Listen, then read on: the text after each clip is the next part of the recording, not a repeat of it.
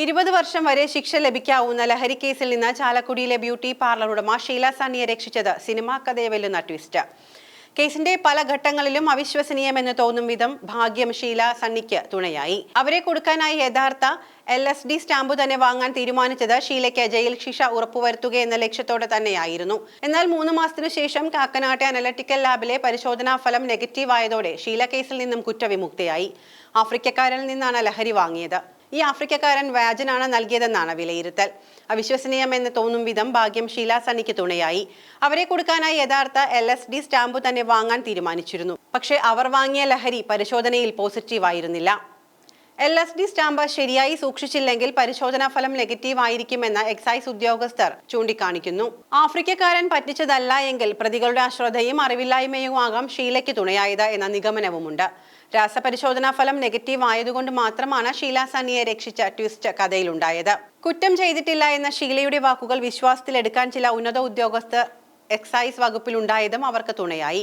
ഷീല സണ്ണി റിമാൻഡിലായി ഒരാഴ്ച പിന്നിട്ട ശേഷമാണ് എക്സൈസ് അസിസ്റ്റന്റ് കമ്മീഷണറായിരുന്ന D. ശ്രീകുമാറിന്റെ നേതൃത്വത്തിലുള്ള അന്വേഷണ ഉദ്യോഗസ്ഥർ കസ്റ്റഡിയിൽ വാങ്ങി ചോദ്യം ചെയ്തത്. 3 ദിവസമാണ് ചോദ്യം ചെയ്യൽ തുടർന്നത്. ഷീലയ്ക്ക് മയക്കുമരുന്നുമായി നേരിട്ട് ബന്ധമില്ല എന്ന് ആദ്യ ദിവസം തന്നെ ബോധ്യമായിരുന്നതായി ഇപ്പോൾ സർവീസിൽ നിന്ന് വിരമിച്ച D. ശ്രീകുമാർ പറഞ്ഞു. ഇക്കാര്യം കേസ് ഡയറിയിലും രേഖപ്പെടുത്തിയിട്ടുണ്ട്. എന്നാൽ ഇതിന് ബലം നൽകുന്ന തെളിവുകൾ അന്ന് ലഭിച്ചിരുന്നില്ല. രാസപരിശോധനാ ഫലം നെഗറ്റീവ് ആയതോടെ ഷീലയെ കുടുക്കിയവർക്കായുള്ള അന്വേഷണം എക്സൈസ് ഉദ്യോഗസ്ഥർ ഊർജിതമാക്കി. അങ്ങനെ LSD സ്റ്റാമ്പ് കേരളത്തിലെ ഒരു കേസിനെ നിർണായകമായി സ്വാധീനിച്ചുവെന്നതാണ് വസ്തുത. നിയമവിരുദ്ധ ലാബുകളിൽ ഉൽപ്പാദിപ്പിക്കപ്പെടുന്ന ക്രിസ്റ്റൽ രൂപത്തിലുള്ള ലൈസർജിക് ആസിഡ് ഉൽപ്പന്നമാണ് LSD.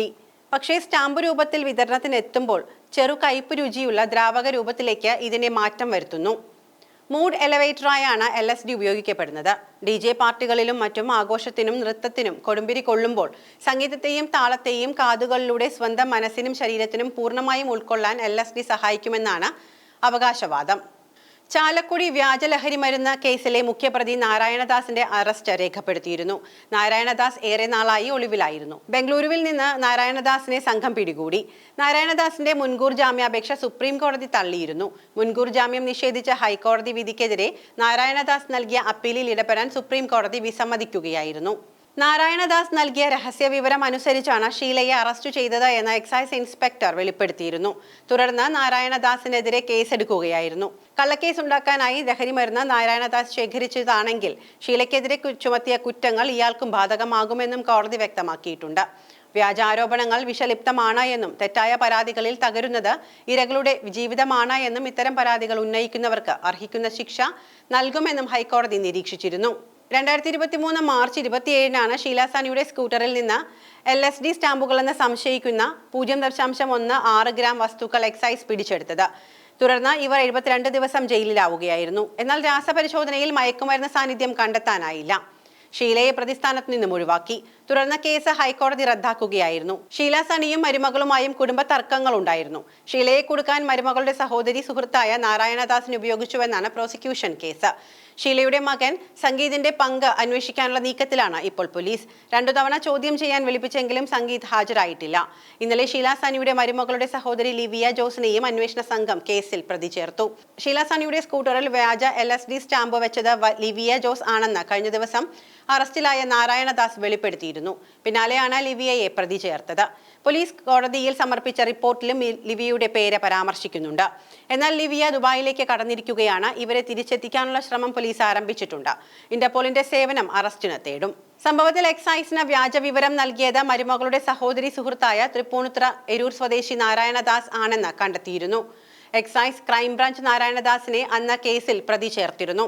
അതിനിടയിലാണ് കേസ് പോലീസിന് കൈമാറാൻ ഹൈക്കോടതി നിർദ്ദേശിച്ചതും കൊടുങ്ങല്ലൂർ ഡിവൈഎസ്പിയുടെ നേതൃത്വത്തിലുള്ള സംഘം അന്വേഷണം ആരംഭിച്ചതും. മരുമകളുടെ സ്വർണം പണയം വെച്ചതുമായി ബന്ധപ്പെട്ട ഷീലയുടെ കുടുംബവും മരുമകളുടെ കുടുംബവും തമ്മിൽ തർക്കമുണ്ടായിരുന്നുവെന്നാണ് വിവരം. കടങ്ങൾ വീട്ടാനായി ഷീല സണ്ണി ഇറ്റലിയിലേക്ക് പോകാൻ ശ്രമം നടത്തിയപ്പോൾ സ്വർണത്തിന്റെ കാര്യത്തിൽ തീരുമാനമുണ്ടാകാതെയാണ് പോകുന്നത് എന്ന മരുമകളുടെ വീട്ടുകാർക്ക് പരാതിയുണ്ടായിരുന്നു. തനിക്ക് കൂടി അവകാശപ്പെട്ട സ്വത്ത് നഷ്ടമാകുമെന്ന ലിവിയയുടെ ചിന്തയാണ് വൈരാഗ്യത്തിന് കാരണമെന്നും പോലീസിന് സൂചന ലഭിച്ചു. ഷീലയുടെ യാത്ര മുടക്കാൻ ആസൂത്രണം ചെയ്ത് നടപ്പിലാക്കുകയായിരുന്നു ലഹരി കേസ്. പ്രതികൾക്ക് LSD സ്റ്റാമ്പ് തന്നെ വാങ്ങി ഒളിപ്പിക്കാൻ തോന്നിയതും ഷീലയുടെ ഭാഗ്യമായി വേണം കരുതാൻ. മറ്റേതെങ്കിലും ലഹരി വസ്തുക്കളാണ് ഒളിപ്പിച്ചിരുന്നത് എങ്കിൽ പരിശോധനാ ഫലത്തിൽ ഇത്തരം മാറ്റം വരാനിടയില്ല. രാസപരിശോധനാ ഫലം നെഗറ്റീവായതോടെ ഷീലയെ കുടുക്കിയവർക്കുള്ള അന്വേഷണം എക്സൈസ് വകുപ്പ് ഊർജിതമാക്കിയിരിക്കുകയാണ്.